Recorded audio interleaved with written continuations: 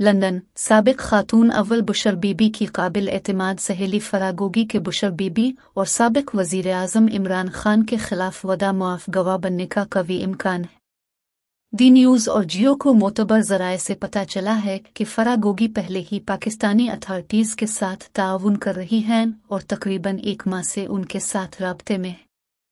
वो और उनके शौहर एहसन जमील गुजर को पीटीआई की क़यादत ने फेडरल इन्वेस्टिगेशन एजेंसी FIA और दीगर कानूनी फोर्म्स के साथ ताउन न करने के लिए कहा है।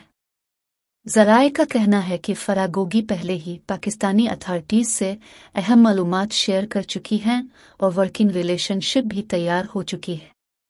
ज़राए ने तस्दीक की कि मई के पहले हफ्ते में फरागोगी को मुत्तहिदा अरब अमारात UAE छोड़ने के लिए कह दिया गया था, जब हुकूमत पाकिस्तान ने गल्फ स्टेट को बताया कि फरागोगी एक मतलूब शख्सियत हैं और दुबई में अपने क़याम के दौरान बदनवानी में मुलव्वस रही है।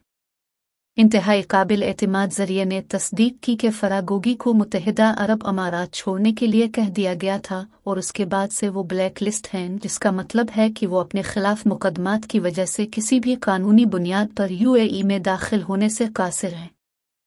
फरागोगी ने इटली पहुंचकर पाकिस्तानी अथॉरिटीज़ के साथ बात शुरू कर दी थी, जिसमें अब काफ़ी पेशरफ्त हो चुकी है।